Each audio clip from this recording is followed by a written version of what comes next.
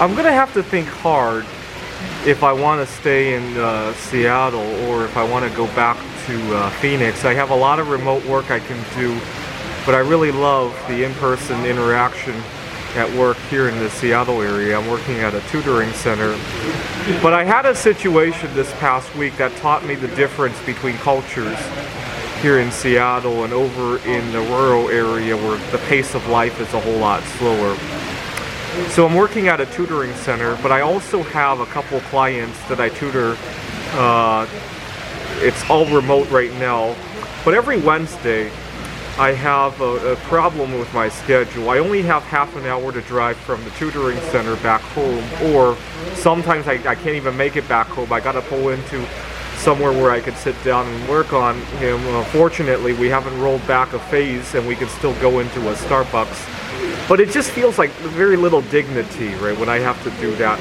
And I've been debating whether or not I should talk to him about this. I've been putting up with it because I learned early on in my experience that if you have something that's workable, you don't rock the boat, right? I had a problem with another client a couple years ago in Seattle where I rocked the boat just a little bit, not even a significant issue, and the student left.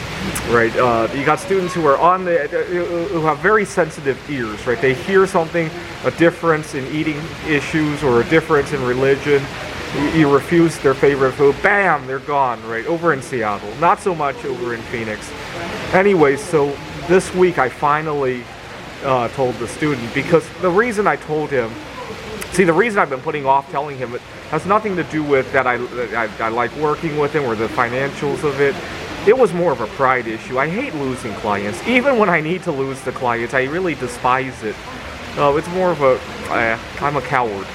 Anyway, so I finally told him, and the reason I told him was because all the stresses of doing that was kind of spilling over to my other clients. Right? I really draw the line when one client's issues spill over to another. So I finally tell him this schedule just is very unworkable. You've already seen me come 2 minutes late, 5 minutes late a number of times. You see that oftentimes I'm camping out at a Starbucks, and I apologize. This is unworkable. And to my surprise, the reaction was not bad. I got a different time now. But over in Phoenix, you would never think about having to be woke every time you speak, right?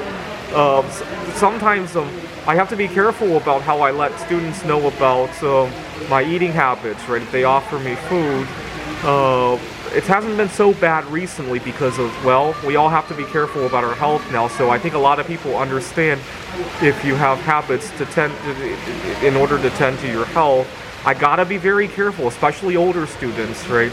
To let people know that I'm happily single. Sometimes I look very young for my age. Sometimes I get high school students, even guys sometimes, they have a crush on me.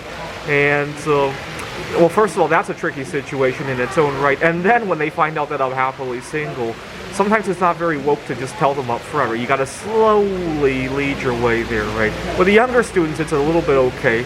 They're young enough to not have been unwoke, right? So, but you get the problem there, right? Over in Phoenix, none of that, right? I'm not available. I'm happily solosexual.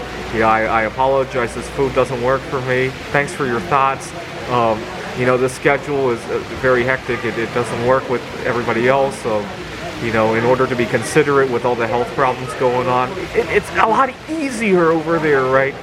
And unfortunately, Seattle has gotten too smart for its own good sometimes.